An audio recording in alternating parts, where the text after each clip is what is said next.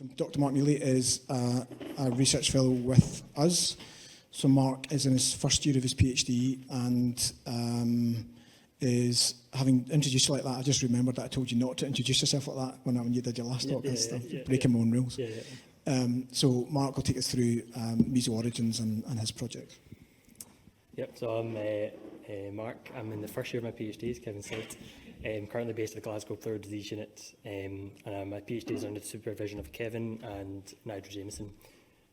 So the core part of my PhD will be around coordination and delivery of Meso-ORIGINS. So over the next 20 minutes or so, we'll delve into what Meso-ORIGINS aims to achieve. So I'll start off, I'll set the scene a little bit for the role of pre-malignant disease and mesothelioma research. We'll then briefly introduce some work going on within the Predicting Meso Accelerator Network, and we'll look at Meso-ORIGINS' role within this network, looking a little bit at what our study design is and our progress to date. And then we'll try and tie this all together by looking forward to plans for output from Meso-ORIGINS ongoing. So all of us here will either have an interest or directly care for patients with mesothelioma, and I'm sure we'll all be aware of many of the challenges that mesothelioma brings. It's an aggressive cancer, and we've heard of some of the developments and progress we've made in recent years, but median survival remains poor, particularly for depending on subtype. And ultimately, it's a very challenging diagnosis relying on good quality tissue biopsies. And one measure in which we can sort of look at these challenges is when we consider volume of disease at presentation. And this was a study that was performed in Glasgow by Dr. Sim and colleagues, who looked at median volume of mesothelioma. So if you look at the top right there, you can see that depending on T stage, there's no difference in terms of volume at presentation. But one thing we can look at is when we consider early stage mesothelioma or T1 disease, and we compare this with other cancers, for example, early stage lung cancer, there's a considerable discrepancy there. And so mesothelioma is a 100-fold increase in terms of volume of tumour at the time of diagnosis. Now, there's obviously a lot more we can say about this, but the point I want to drive home is that if we consider that our patients that we label early stage disease have a large tumour volume, there's a rationale then for trying to intervene at an earlier time point, including a pre-malignant time point. And this would align really well with recent paradigm shifts we've seen within Cancer Research UK, highlighted in their roadmap to the future with a big focus on early detection. So if we consider pre-malignant disease and mesothelioma, so what we know about mesothelioma is it's associated with asbestos exposure in the vast majority of cases. And there's this unusual latency period, mean latency of about 40 years from exposure to asbestos and disease presentation. And we do have this phenomenon where there's a sub-cohort of patients present at a benign time point with asbestos-associated pleural inflammation, or many of us will refer it to as BAPE in clinical practice. And from our recent multi-centre UK study, we anticipate in the UK that about 14% of patients presenting at this time point will go on to develop mesothelioma. So what this gives us is a really interesting and this unique window of opportunity in which we can prospectively follow up patients from a benign time point through their evolution to mesothelioma. And if we can exploit this opportunity, we could potentially unlock that final biological milestone that's driving the evolution process. And this theory is based on some good preclinical work. For example, we've seen that in some preclinical animal models that hypermethylation of CDKN2A precedes the development of mesothelioma. So if we can replicate similar results in a human cohort, there's clear benefits in terms of early detection and also potentially generating some novel targeted therapies. And Kevin briefly mentioned the Predicting Meso network. And really, this is where Predicting Meso comes in. Predicting Meso wants to exploit this window of opportunity. So it's a big network of over 80 investigators spanning 9 countries. And the key scientific questions of the network are, how does asbestos-driven chronic inflammation evolve into mesothelioma? What are the key molecular events and their associated vulnerabilities? So within Predict Meso, there's a lot of moving parts which can largely be distilled down into 5 distinct work packages. And what we'll focus on today is work package 1, which is really all about generating the raw materials and the collaborations required for the downstream analysis. And this is where Meso-ORIGINS fits in. And this is important to note because a successful work package 1 is really integral to everything else going on within the network. So the work we're doing within Meso-ORIGINS is important for the network as a whole. So if we look at work package 1, the overall objectives really are in relation to generation of a large tissue resource.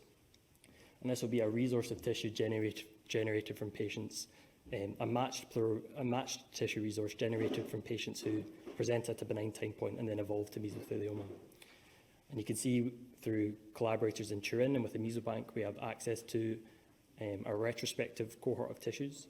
And within Meso-ORIGINS, we want to then prospectively add to this. So our overall objectives of Meso-ORIGINS is to generate 63 matched benign mesothelioma tissue pairs. And based on the feasibility study with an evolution rate of about 14% and considering 10% loss to follow-up, we anticipate we'll need to recruit 500 patients at a benign time point across the UK. And when we consider, prospective data collection has some clear advantages in that we can get some real-time clinical data, and it also gives us an opportunity to collect some additional information. And we'll do this within Meso-ORIGINS by collecting some risk profiling inputs in the form of blood, exhale breath sampling, and also perfusion MRI. And I'll come back to discuss these at the end. So how will we do this? So Meso-ORIGINS is a prospective multi-centre study. As I've mentioned, the protocol is based off a previous Meso-ORIGINS feasibility study that was run at 4 centres within the UK. Meso-ORIGINS has 2 arms, A and B. Arm A will address the primary objective surrounding the generation of a large tissue resource comprising prospectively collected longitudinal tissue pairs. Within Arm A, we'll also look at the secondary objective around the generation of a multi-omic risk prediction model. And then Arm B will be used to address, to try and characterise better intrapatient tumour heterogeneity via multi-region biopsies. So we'll have a look at both of these arms in turn. But first of all, so Meso-ORIGINS is a multi-centre study. So we commenced recruitment in June 2022 and will be open provisionally for 42 months. We're currently open to 20 centres across 15 UK sites, and we anticipate to reach our overall objective. We'll need to be recruiting at 20 to 25 sites across the UK, and we're working hard to reach these goals with a further 6 sites in various stages of setup. As you can see, we hope by the end of this year or over the coming months to have full coverage of Scotland in terms of major cities.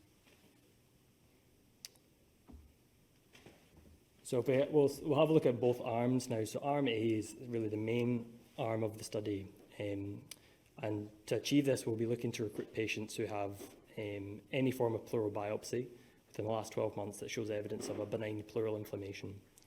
In addition to this, patients must have asbestos exposure, either based on a history or imaging compatible with this. And the study flowchart for Arm A, so it's quite a lot going on here, but if we can distill some key points down. So really the key part of the study will be at their initial visit. So this is patients who are eligible when they're consented and registered. We'll look to retrieve their eligibility biopsy, the benign biopsy that makes them eligible for the study, and transfer this up to the biorepository in Glasgow. Patients will then undergo 6 monthly surveillance alongside clinical practice for a total of 2 years. And if there's clinical suspicion of mesothelioma at any point during this, either based on symptoms or imaging, they will have a repeat biopsy at the discretion of their clinical team. And as I mentioned, we anticipate about 14% of patients will undergo this pathway, which will generate our tissue pairs. Additionally, within Meso-ORIGINS, you can see in this green box on the far side, when we get to the 18-month follow-up mark, in a subcohort of patients who have no clinical suspicion of mesothelioma evolution, we'll invite them to have some repeat research biopsies, either in the form of an image-guided biopsy or local anaesthetic thoracoscopy. And the objective of this is to generate some benign no evolution or benign pairs for comparative analysis. However, it is possible that through this pathway we may identify some other patients with mesothelioma. So how are we doing so far? So across RMA to date, we've recruited 56 patients, of which 13 have elected for the MRI sub-study. We're currently, 3 of our recruiting centres are contributing to the MRI sub-study at present. So we're perhaps a little behind the rate of recruitment we would expect. The reason for this will be multifactorial, including the fact we're not currently yet fully up to speed with our number of sites. However, probably the more important measurement of RMA progress will be looking at our final objective in the generation of pairs. So within our 56 recruits so far, 9 have reportedly evolved to mesothelioma, of which 7 have been confirmed histologically. So we've therefore generated 7 of our. And if you look at our recruitment plot, we're roughly on track with this. And if we then look at our mesothelioma evolution rate, considering patients who have been within the study for 1 month, our evolution rate is 15%, which is slightly more than that within the feasibility study, so suggests we're currently on track. Now, interestingly, if we look at the time period of our recruits who have evolved from their benign biopsy to their malignant biopsy, we have a mean time period of about 3.3 months. So there is a question here as to whether these patients represent a genuine evolution or perhaps a false negative biopsy, likely a combination of the two, and this is something that we can consider to keep an eye on. So RMB. RMB is almost like a separate study in some ways, so we're a completely different cohort of patients we're looking to recruit. And I say RMB is where we'll address the question around intrapatient tumour heterogeneity. So these will be patients with suspected mesothelioma, normally identified via urgent suspicion of cancer pathway referral pathways. And we'll define suspected meso as patients who have a suspected pleural malignancy, as defined by either a unilateral effusion or a pleural-based mass lesion. They also must have a history of asbestos exposure or imaging compatible with this. And they must have sufficient fitness for thoracoscopy, either in the form of local anaesthetic or surgical thoracoscopy. Now, the RMB study flowchart is a little bit more simple. So patients are consented and registered and they have a blood sample taken, but the vast bulk of the study activity will happen at the time of their thoracoscopy. So in addition to taking fluid, we'll look to take some research-specific biopsies. So once the primary operator is satisfied that there's enough clinical samples for a diagnosis, we then ask them to take ideally 4 to 6 research biopsies from ideally 4 to 6 different zones from across the pleura, as depicted by the maps on the far right there. Once we've attained these, that's essentially the end of study activity. In terms of RMB progress, so you can see that we're doing well. It's worth noting that our initial targets for RMB were to recruit 39 patients, generating 12 mesothelioma cases. So we've already surpassed that objective, and in response to some early recruitment trends, we actually expanded our numbers. So far we've recruited 42 patients, 13 of which have proven to be mesothelioma. Now, an interesting trend we've noticed is that there's a pattern of patients, those within RMB who subsequently have a benign diagnosis are then able to transition into RMA of the study. And this is potentially a very fruitful pathway for us, because what this will permit is linkage of multi-region pre-malignant biopsies with any subsequent meso-evolutions.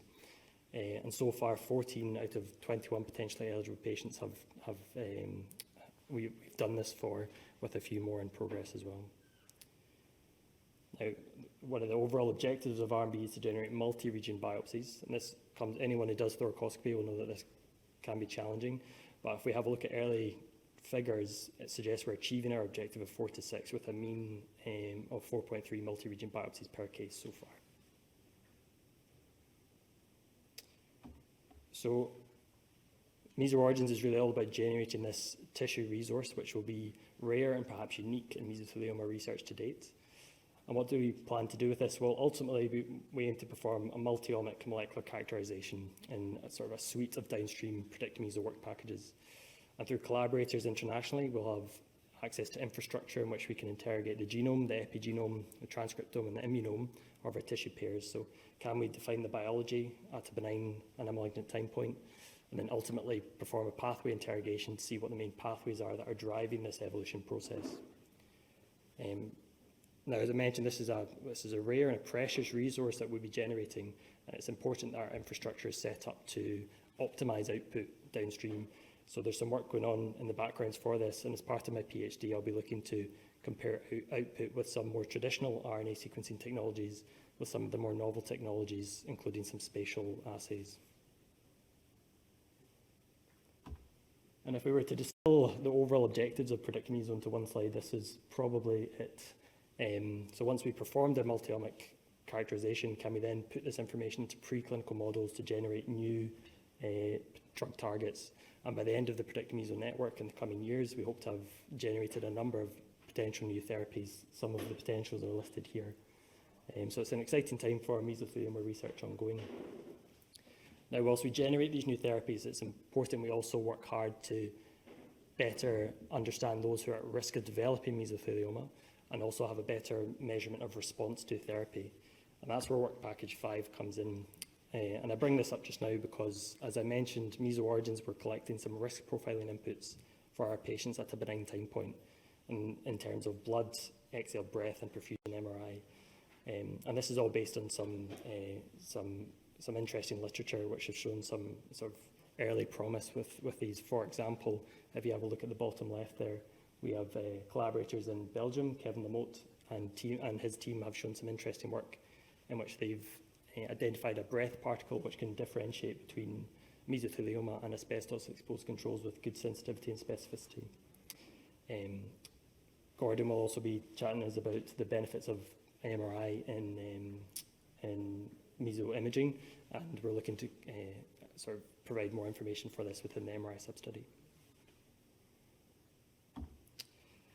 So in conclusion, we've seen that patients with T1 or early stage mesothelioma have in fact a very large volume of disease, and this gives us a rationale for earlier intervention, potentially at a pre-malignant time point.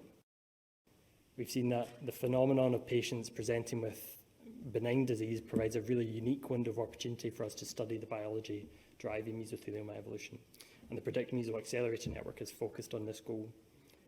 And within the network, Meso-ORIGINS is currently collecting a large and rare resource of prospectively collected matched tissue pairs, and we aim to perform a multi-omic molecular characterization to try and unravel the biology driving mesothelioma evolution.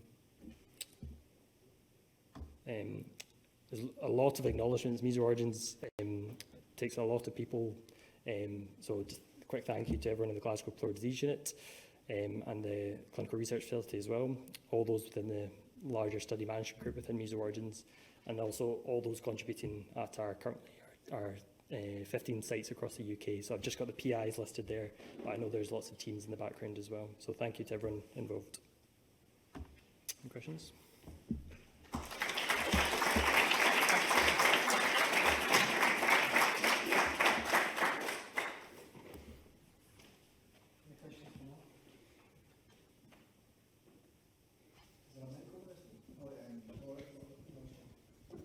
Hi, Mark. Hello. Do you have any concerns about, I guess, the transcriptomic outputs for the benign tissue pairs that are actually potentially, like you said, non-diagnostic biopsies rather than true benign?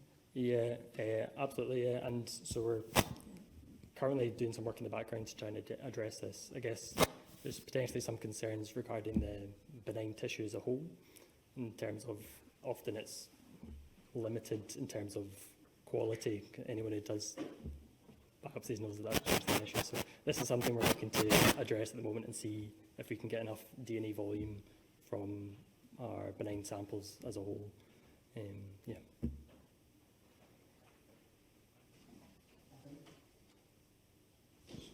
I think it is an issue. I mean, obviously there's no doubt that some of the evolutions are not evolutions. We just missed it in the first biopsy. But I think it matters because what Meso-ORIGINS is set up to do is to get us tissue that lets us understand the biology that changes from a benign biopsy where there isn't invasive disease to an invasive biopsy where there is. And we all know that the space that you're talking about is massive. I mean, the pleural space in a human male is, 2 meters squared? And I think you've probably got, if you cut it into little tiles, you've got different pieces of pleural tissue progressing at different rates. And it's in any one patient, you'll have tumour over here, and right next to it will be benign, and you'll have tumour around the corner and right next to be benign. And as long as you're able to disentangle that and able to see what's changed, what makes one different, I think that probably is okay. But I think we all kind of appreciate that it's not, calling them evolution is just possibly not the right language for some of them, or maybe all of them. Where the output of R&B then sort of ties into the work as a whole. I guess for the research biopsies, so we know that they're benign from the diagnostic biopsies that we Yes, send to pathology, but we don't know if some of the research biopsies that we've taken in that benign patient might actually show the bit of invasive disease that would make them a meso. Like, are we... Sure, in terms of how's the research tissue being treated? Is there any analysis kind of provisionally? In terms of the multi-region biopsies, yeah. So, no, there's no provisional analysis being performed as yet, but yes, there's a core component of this will be a sort of central pathology review as the first time point of the analysis of all these samples. But no, nothing's been done off the bat. So basically, Craig, who's a pathologist, will review every biopsy and record on it the kind of features, a bunch of features, pathological features, and if there's tumour in it, then they won't be analysed as a benign time point.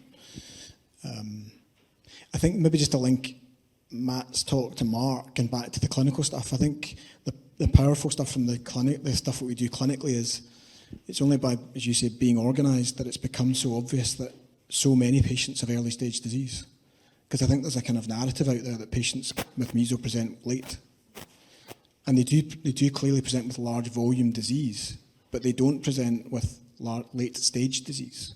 Now, some of that is that the staging is limited. And they clearly have hundreds of cubic centimetres of tumour, and there probably is one of the challenges over the next decade will be changing the way we talk about stage. But the connecting the clinical and the research stuff has been quite powerful because it's given us a direction to go in terms of the research strategy. Other questions? Yeah, Jenny. It's kind of just following on from what Selena was saying about the biopsies. You've maybe not got the numbers to do this yet, but even in terms of across the different sites, are the techniques different, or that anything fundamentally different, like in the way they do the thoracoscopies, like flexible, non-flexible, things like that you could pick out even without looking at the pathology? Like, has that come out yet, or? No, that's something we could certainly look at. We are both local anaesthetic and surgical thoracoscopies, and so far the vast majority have been local anaesthetic, but in terms of specific techniques, no, we've not